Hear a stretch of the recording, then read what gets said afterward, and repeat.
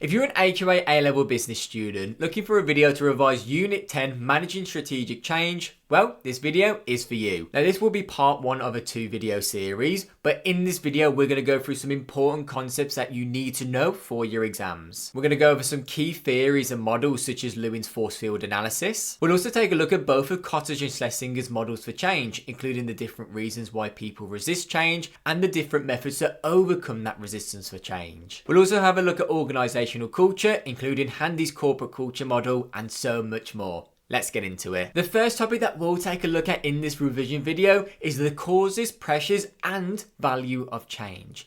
Now, the reason why change happens is both through these internal and external influences. For example, we've got a change in organisational size. The company may be growing, the company may be retrenching.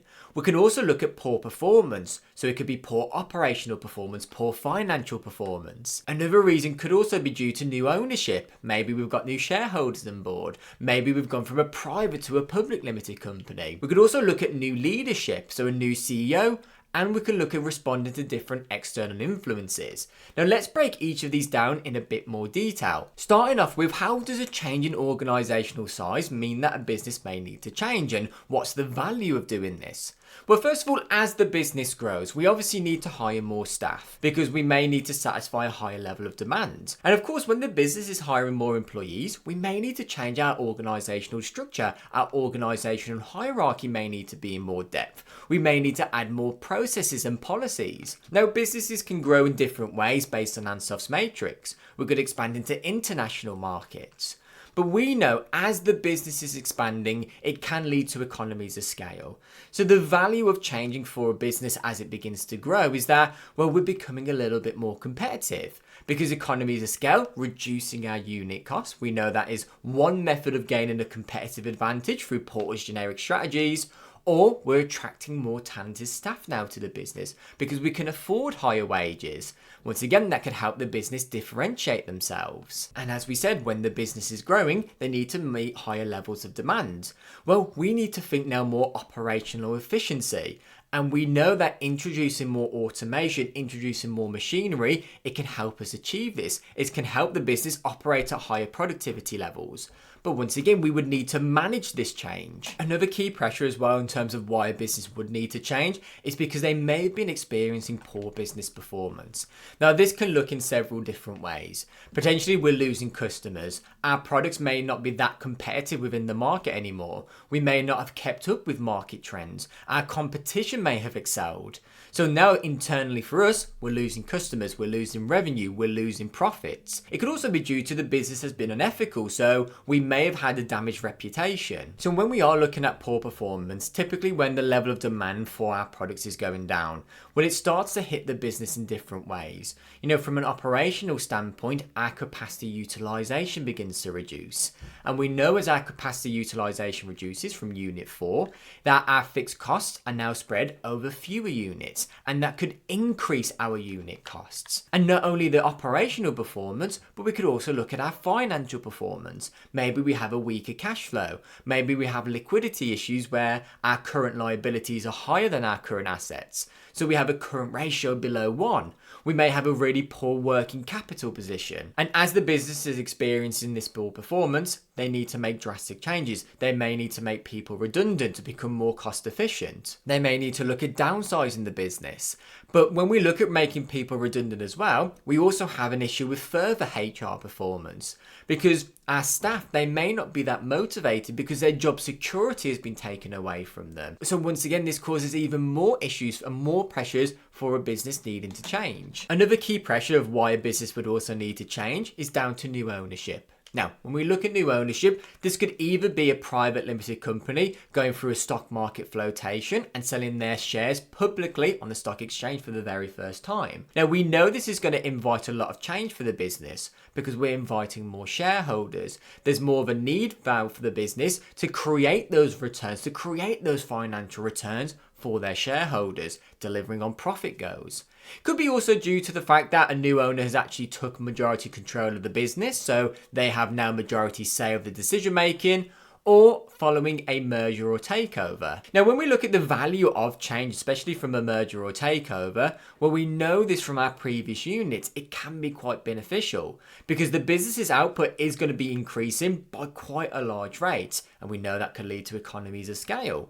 But not only that, there may be synergy starting to form because when companies merge together, they get to bounce ideas off each other. They get to utilize each other's core competencies and start to offer more value. But some of the main issues that you may see with a change of ownership is that it can first of all be quite expensive, especially once again for a merger or takeover. The integration of systems, the integration of cultures, going from a private to a public limited company. And not only that, we may also run into motivational issues. So we may have further resistance for change that we need to manage because the business may need to restructure, especially once again after that merger, because we've got job duplications. And then we'll look at a little bit later on about how a business could overcome these reasons for resistance for change. Another key reason of why a business would also experience change is when they experience a change in leadership. So typically we might see a new CEO coming into the business. Now, when we talk about the term transformational leadership, this is when a brand new leader comes in and introduces a new vision, a new strategic direction for the business. So there is a transformation within the organisation. Now, this doesn't always go too well. And once again, a little bit later on, we'll look at those key resistance for changes. But employees, they may resist the change. They may like how things were done previously. They may not like the new direction of the business that this new leader is imposing. Once again, the new leader may want to change the entire structure of the organisation. They may have to get rid of people. They may need to make some employees redundant. Now, in terms of the impact of this, I guess it depends on, well, how new is this leader? Have they been promoted from one of the lower levels in the board of directors to CEO? Or are they a brand new leader coming into the business? And as well, how much change are they imposing? That's what it depends on. And finally, the very last pressure that could cause change is the market and our external factors such as pestle. Now, when we look at the market, think of competition. Think of changes within the market, a change in consumer needs, a change in consumer wants. We could bring in Porter's 5 forces into this as well. When we look at pestle factors, we could look at the political environment. Has there been a new government now in from the election? What about the economic situation? Are we in a recession? Are we in a boom phase? What are the exchange rates doing? What about the social factors? Once again, different trends. Technological, maybe there's new advancements in technology. Are there new legislations from the legal aspect? And what about the environmental pressures? Now, all of this would put pressure on a business to change. Let me give you an example. So first of all, we could look at technological advancements. So when we see advancements in technology, typically it helps a business become more efficient. The introduction to automation. It can also help us looking at developing brand new products, maybe look at differentiating ourselves. Now, if efficiency improves, then of course productivity would improve. Now, for employees, this could be a bad thing because they may lose their jobs. But for shareholders, they may see this as a good thing because they might be getting a higher return on their investment. Now, generally, whenever we see a change in the external environment, typically this would increase a business's costs. For example, we could look at our car manufacturers. There's new legislations passed where I think it's around 2030. These car manufacturers aren't able to produce brand new diesel or petrol vehicles. And there's now a shift for the production of more of a hybrid or an electric car. Or we could look at our economic factors such as inflation. We know that has an impact because rising inflation obviously increases our costs. It increases our employee wages. It increases our raw materials and so on. The next thing that we're going to do in this revision video, we'll now be taking a look at the different types of change. Now, when I talk about the different types of change, we've got 4 different ones to look into. We've got internal change, we've got external change, and we've got the size of the changes, whether it's incremental or disruptive. First of all, let's take a look at our internal change.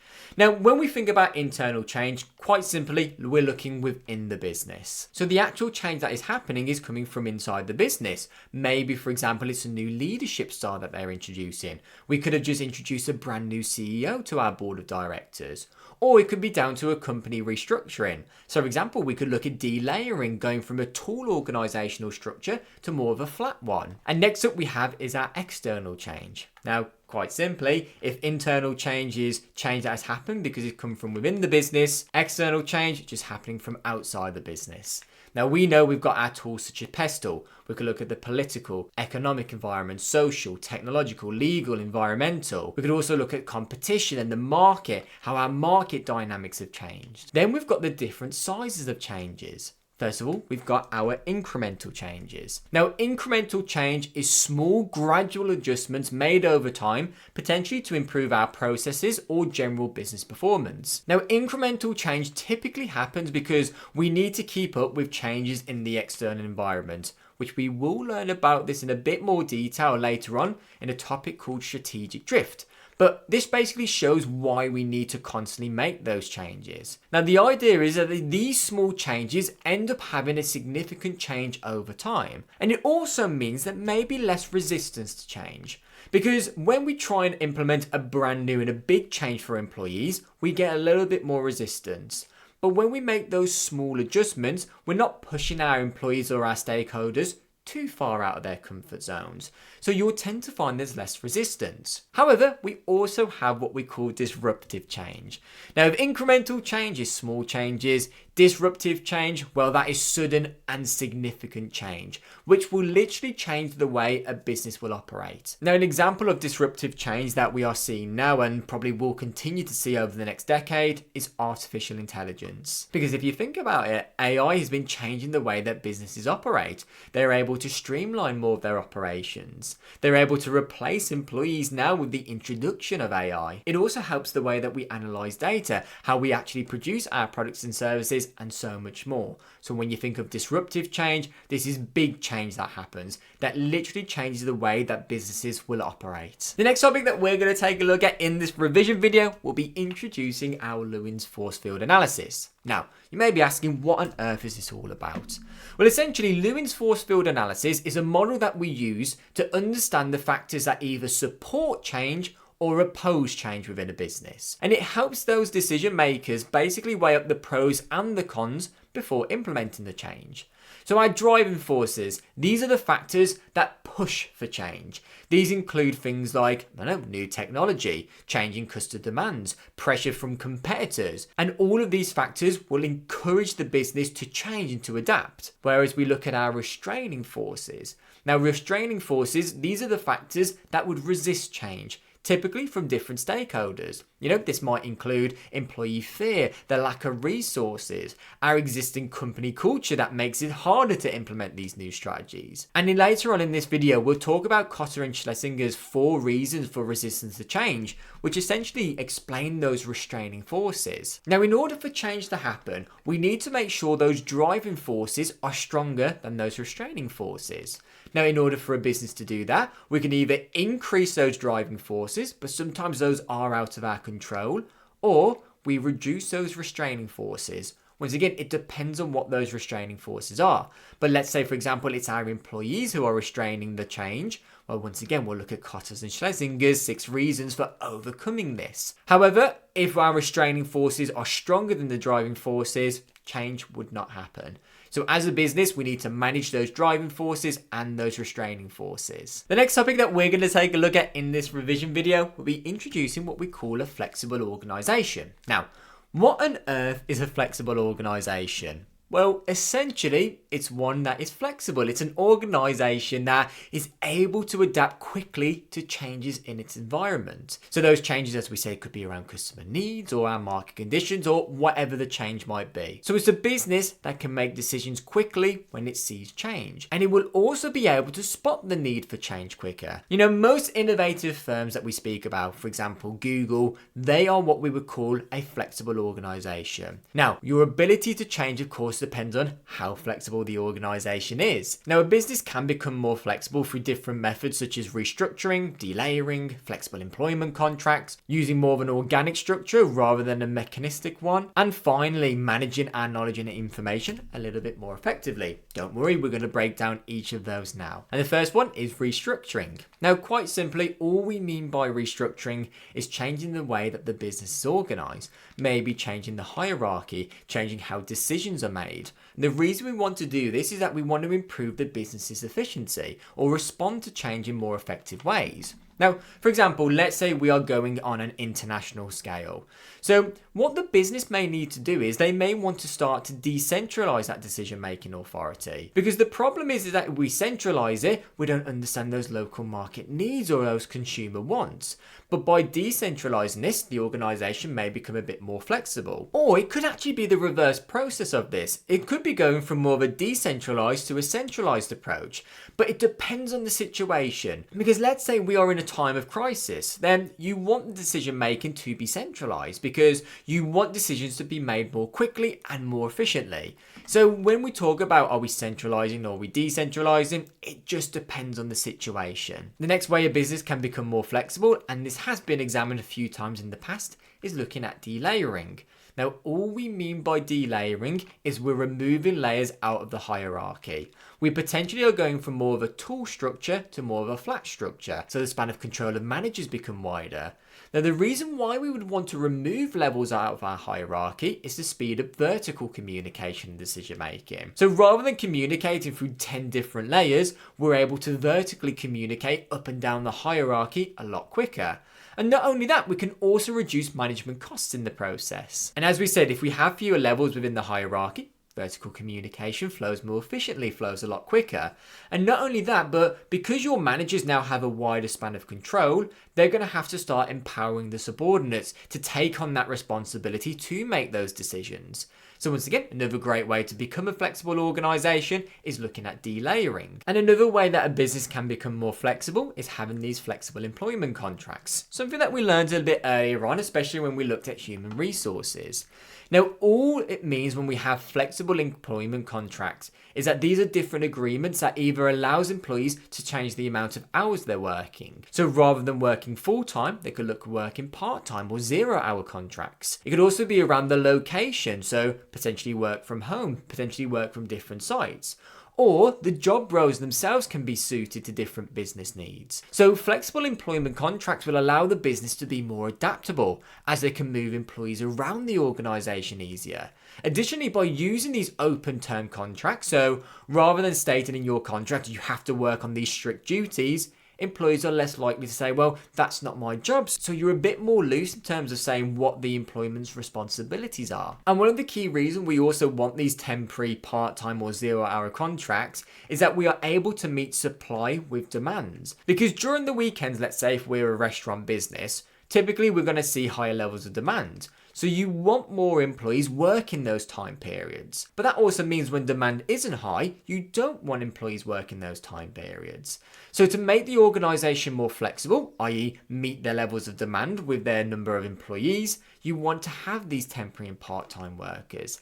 The problem is though with this, is that they may not have job security. Because if I'm on a 0-hour contract, for example, I don't know when the business will need me. They may call upon me at random points throughout the year or throughout the week. Now, the issue with this is I don't have a constant level of income for myself as an employee. So you may find the fact that our Maslow's hierarchy of needs, our safety and security needs, aren't being met. Another way that a business can also become more flexible is adopting more of an organic structure rather than a mechanistic one. First of all, what do we mean by a mechanistic structure? Essentially, we're looking at a bureaucratic structure. We're talking about an organisation, potentially really tall, lots of strict rules, a clear hierarchy in place with clear communication channels where if you have an idea as a lower level employee, that has to be communicated through lots of different managers. You speak to your manager, they then speak to their manager. And what this really offers the business is little flexibility. So it's harder to implement change because, once again, those lower level employees, they may spot the change that's happening in the external environment. But for them to communicate that all the way up the hierarchy can take a lot of time. So the business is a lot slower to responding to change. And as I've said, the business is more bureaucratic. And what that term means is having a formal, structured and rule-based system with many layers of hierarchy where decision-making is often slow due to these strict procedures and approval processes. And towards the end of this video, we'll talk about the different types of cultures. Now, essentially, this relates to a role culture, but more on that in just a moment. And typically as well with the decision-making power, you'll tend to find it's a lot more centralized. However, to be a bit more flexible, you may want to adopt more of an organic structure, a structure where people are working in teams more. There's less of a strict hierarchy in place. People are able to communicate a lot with each other. Now, once again, a little bit later on in this video, we'll talk about Handy's different corporate cultures model. Now, in terms of what an organic structure would relate to, I would say it's more of a task culture because we're empowering teams. We're giving that decision-making authority to the teams rather than just having this centralized approach. And what you'll find with these organic structures, they respond to change a lot quicker and more efficiently, which is why you'll find more innovative firms adopting more of a task culture. And finally, another way that a business can also become more flexible depends on how well they manage their knowledge and their information. Now, first of all, what do we mean by knowledge and information management? Well, quite simply, it's just the process of collecting, organising and sharing business information. It could be market research. It also could be internal data of the business. Now, access to clear and useful data makes an organisation more flexible because it allows managers to respond quickly and more accurately to change, whether that's internal or external factors. Now, for example, if sales data shows that there's been a sudden drop in demand in one region, the business can quickly adjust its operations, how it markets the business, or how they staff that specific regional area. Now, this ability to make informed decisions at speed, it reduces the delays. It helps the business stay more competitive. It allows them to adapt easier to changes in customer needs or market conditions. And all of which we know are key features in a flexible organisation. The next topic that we're going to take a look at in this revision video will be about Kotter's and Schlesinger's 4 reasons for resistance to change. Now, essentially, these are the different reasons why your different stakeholders may resist change. Could be due to self-interest, could be due to low tolerance for change, could be differing assessment of the situation, and it also could be just due to misunderstanding. What we're going to do is we're going to break down each of these individually. Starting off with self-interest. Now, what on earth is this all about? Essentially, this is when people put their own situation before the needs of the business. So they might be worried that the change will make them worse off. Maybe an employee thinks they'll lose their job, thinks they'll miss out on bonuses or have their status reduced within the business. So they're being demoted in the hierarchy. And in some cases, they may just feel that they don't have the right skills to fit into the new structural role, which makes them feel that the change is more of a threat to them rather than an opportunity. So all self-interest is basically all about is about protecting what they already have, protecting their job security, protecting their income, protecting their status within the business. So they are looking more so from themselves rather than appreciating that the change could do good for the entire business. The next reason we have is the low tolerance for change. Now, what we mean by low tolerance is that people just simply don't like change. It's as simple as that. They prefer the comfort of familiarity of how things have always been done, because change to those individuals just feels like a lot of hassle, especially if they've had these bad experiences in the past before where new systems or operations have been put in place which they didn't really like. It meant their work was a lot harder to do. So essentially for these individuals, they don't like doing things differently. They don't like stepping out of their routine and potentially dealing with a lot of uncertainty. For a lot of people, they prefer predictability. They prefer to have security as that is quite important to them. So they resist the change because they just simply rather stick with what they know. Now, there's no worse statement to hear in an organisational culture of, well, this is the way we've always done things, or this is how things have always been done, because that shows an organisational culture that is not willing to change. Another key reason as well is because they may just have a differing assessment of the situation. So this is where employees just simply disagree with the change itself. Not because of self-interest, not because it affects them personally, but they just think it's not the right thing to do. Because, for example, they might understand that something needs to change, but they just don't think that the current plan in place is the right solution. They could believe that they have a better idea, or they feel the business hasn't properly listened to others' opinions, which is why having a democratic leadership style could be really important. It could also happen when employees just weren't involved with the original decision, which once again, why encouraging involvement and consultation is so key, especially when we overcome resistance. More on that there in just a moment. And the final resistance for change that we also have is misunderstanding. Now, sometimes people just resist change simply because they don't get why it's happening. This often comes down to poor communication within the business. Maybe the reasons haven't been explained properly, or they've just been misinformed about how the business is actually performing. If staff think that, well, everything is fine, they'll question, well, why does change need to happen if we're performing really well? So typically this happens when there's a lack of trust between management and their employees. Because if you're an employee and you don't believe what the leader is saying in terms of why the change needs to happen, they're not likely to support it. Just a quick one. If you need a bit of support with how to improve your exam technique, such as how you improve your chains of analysis, how you improve your application with your answers, and also how you improve your evaluation, well, I've created a free exam technique course that goes through all of this, including the different answer structures for your 9 markers, 12 markers, 16, 20, 24, and those dreaded 25 markers. And you can access this by clicking the link in the description. Back to the video. Following up quite nicely for those 4 reasons for resistance of change, we now have Kotter's and Schlesinger's second model, the 6 ways of overcoming resistance to change. Now, as we said, we've got 6. The 6 different ways are education and communication. We've got participation and involvement. We've got facilitation and support. We've got negotiation and bargaining. We've got manipulation and co-option. And then we've got explicit and implicit coercion. Now, realistically, a business would want to implement the top ones before they look at, 4, 5, and 6. But let's break each of these down.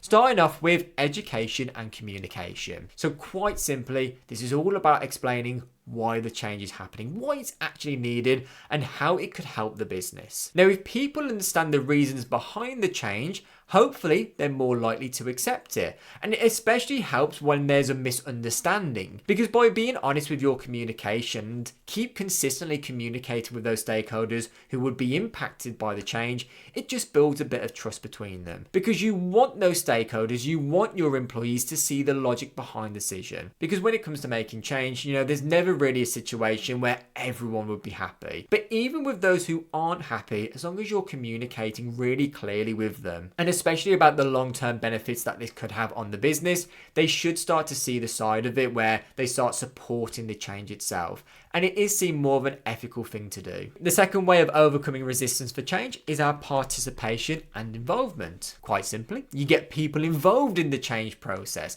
give them a sense of ownership, adopting more of a democratic leadership style. Because if people have helped shape the change, they're more likely to support it. And it can also help reduce resistance as people feel that they've been listened to.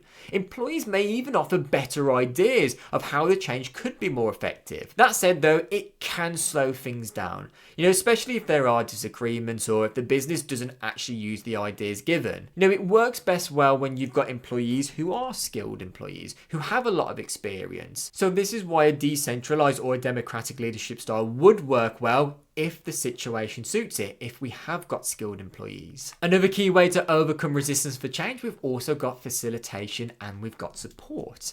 Now, this is just about helping people through the change rather than just expecting them to deal with it by themselves. Now, this could come in different forms. It could be through training, could be giving them resources, could be mentoring. It literally could just be as simple as listening to their problems. Because if you think about it, if your staff are anxious, if they feel unsure, or if they feel underprepared for the change, well, this can help ease them with that transition, especially for those who have a low tolerance for change. Yes, it's going to cost money. It's going to take time for the business. But if you show that you care for your employees and you want to make sure that they feel ready for the new ways of working, once again, it's just a bit more ethical and they're less likely to resist the change, knowing that they've got the full support of the business. Now we start to enter the territory of those least favourable situations for a business to go into. Now we've got our negotiation and bargaining. Here, this is where management basically come to do a deal.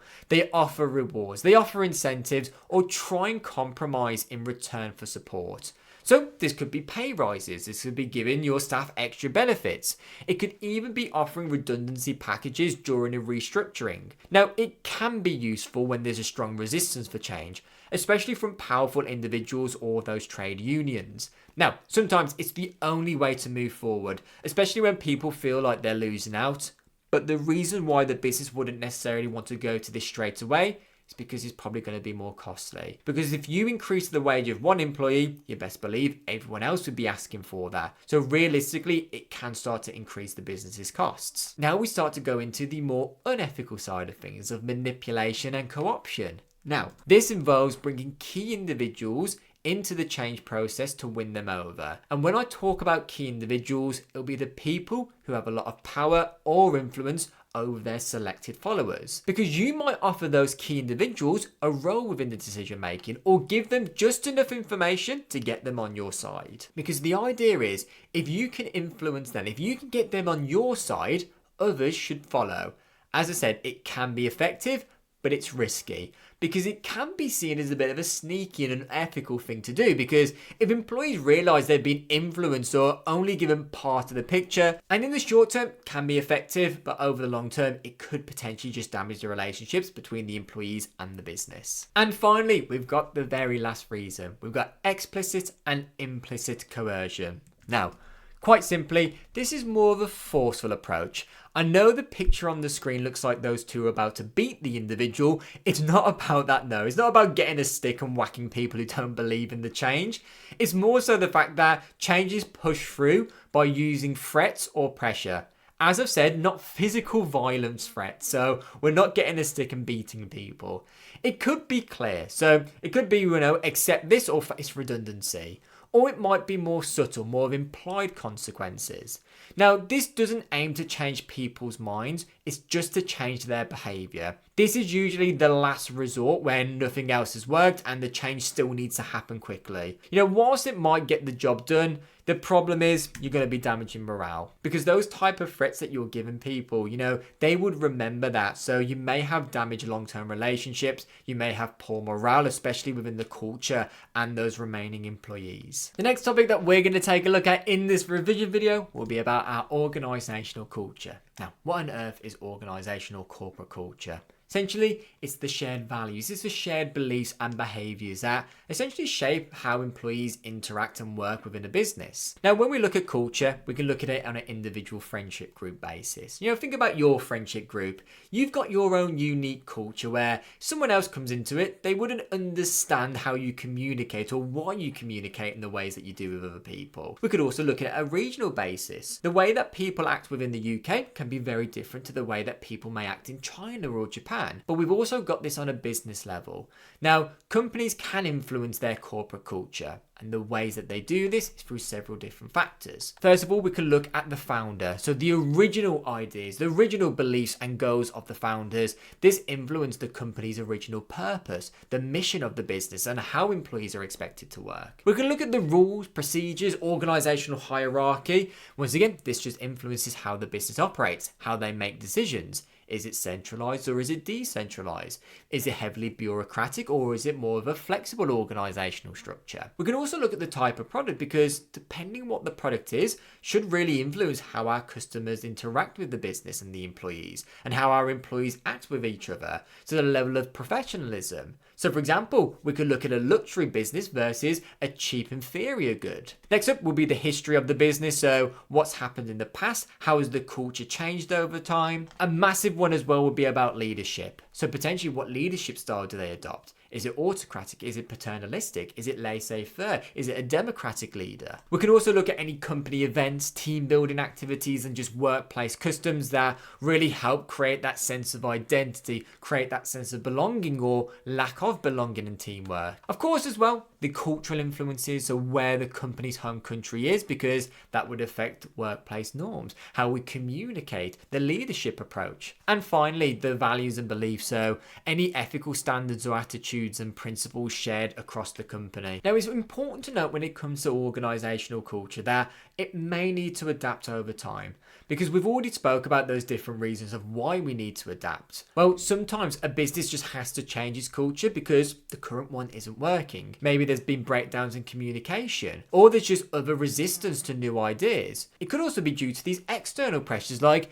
competition, customer expectations are changing, which all means that the business needs to operate differently. Or the company may be changing their strategy, like going from a local one to a global focus. So the old culture, it just might not fit, it might not work anymore. So changing culture is really about making sure the way people think and work actually supports where the business is going. The problem that we have is that you're asking to change people's attitudes and beliefs. And that is a hard thing to do. Because when we look at policies, they're easy to change. But trying to change people's long-standing behaviours that people see as being normal or necessary is much harder. Even if the previous culture was unhelpful, identifying the exact aspects that need to change within the culture is a real difficult thing to do. And the very last thing that we need to do now in this revision video, and following up quite nicely from our corporate culture, is Handy's corporate culture model. And there are 4 key ones that we need to know for your exams. That would be power, role, task, and person. Let's break each of them down along with the advantages and the disadvantages. Starting off with our power culture. Now, when we talk about power culture, essentially the entire culture of the business is determined around one or a small amount of people, typically at the top of the organisational hierarchy. Because they have all the decision-making power. The decision-making power is centralised, so they are the ones shaping the organisational culture. You'll typically find this is true when we have a strong influential leader. Think of some of the top CEOs and entrepreneurs of the world. For example, you can look at Elon Musk. Now, it can be a good thing because what you'll find in these power cultures is that they're not very bureaucratic. There's not lots of rules, policies and procedures in place because there shouldn't need to be, because those individuals are the ones making the decisions. And as I said, typically you'll also find these in startup businesses. So if only one or a few people are making those decisions, we're not delegating, we're not consulting, you'll find that the decision-making process gets done a lot quicker. So in terms of responding to change, in terms of responding to crisis measures, this can be quite effective. And as well, the leader is using their authority to give the business a clear direction. Typically, you'll find this within an autocratic leadership style. The problem, though, that you'll find is that those employees, they're not being involved within decision-making. So their morale may go down. They may not be that motivated. And as the business begins to expand, it's going to be quite difficult for just your top individuals in the hierarchy to make all of those decisions. So you may need to adopt more of a role culture. But you might ask, well, what actually is a role culture? Well, the way that Handy defined what a role culture is, it's a much more bureaucratic structure. Typically, you'll find these with your tall organisational structures where there's a clear hierarchy in place. So within our role cultures, you'll find that your authority is going to be defined by your job title. Your responsibilities and your level of authority is defined by where you are within that hierarchy. So of course, the higher you go up the hierarchy, the more decision-making power that you have. But as an employee, you have clear roles and responsibilities. You know exactly what is expected of you from the business. Now, this can be quite a good thing, especially in these large and complex organisations. As I said, the reason why a business would want to go from a power culture to a role culture is that they may be expanding in size. They may need to start coordinating the different departments and the business itself. However, the problem that we have with this role culture is that the hierarchy may become too defined. We may become more bureaucratic with lots of rules, policies and procedures to follow. So in terms of being a flexible organisation, there may be problems because we're more of a mechanistic structure rather than that organic structure that we looked at earlier on in this video. So we may not respond to change, we may not really be that innovative. But a type of culture which is definitely more innovative is a task culture. So whereas before we looked at a role culture, really bureaucratic, clear hierarchy, a task culture is a little bit different because now employees, they are working in teams. When we look at a task culture, there'll be certain projects running on throughout the organisation where the business would want to form teams together, where you're communicating constantly, and that decision-making power has been passed to the team. So this is now more of our organic structure. Now, typically you'll find this within a matrix structure. Remember casting your mind back all the way to Unit 6. All a matrix structure is an organisational framework where employees may report to different managers. They may report to their functional manager, so for example, marketing, IT, finance, but they would also report to their project manager. And essentially the matrix structure tries to form teams of people. So we're communicating and collaborating across our different departments. The task culture can also work quite well in a tall or flat structure as long as you're getting people in teams. Now, the reason why it's good is because if you are delegating more of that decision-making power to the team themselves, they're more likely to be innovative. Especially when you've got high-skilled employees, you want to delegate that decision-making power. So before, with a role culture, your level of responsibility is defined by your job title. Whereas here within a task culture, you are valued based on the expertise, based on what you can bring to the team. And as we said, more motivation may happen, encourages greater levels of innovation. However, the problem is that the hierarchy now is too loose, and we don't know actually who has authority over who. So there can be coordination issues, especially if we are adopting this matrix structure where one employee may need to be put on a different task or different projects all at the same time. So you may have problems with coordination. And our final type of culture is a person culture. Now notice this is person culture, not persons, not people, person. So what we're looking at here is that the emphasis is on the individual employee. You may have heard the phrase that the business simply exists to serve the employees within it. So when we look at the person culture, we're prioritizing the individuals over the organization. And you'll typically find that employees may be working independently. Now, this can be a good thing. You may find motivation levels increasing, especially if you have highly skilled and highly experienced individuals, because you're delegating more responsibility. There's higher levels of autonomy. There's more empowerment happening, which, as we said, it can boost motivation because now they've got more freedom. The problem is there's not really too much team cohesion going on. We're not getting people working in teams. We're not getting them to collaborate. And it may be quite challenging to implement in larger businesses because if I'm doing this with tens of thousands of employees, well, we need those people working together in unison rather than just for themselves. If you found this video useful and want to continue revising on Unit 10, then I highly recommend you check out our Part 2 here. And this will go over some really important concepts that you need to know for your exam, including what a network analysis is and how you do those calculations. We'll also take a look at the difference between planned and emergent strategies. We'll take a look at strategic drift and so much more. Guys, I really do hope these videos have been helping you out with your revision. Thank you so much for watching, and I'll see you in the next one.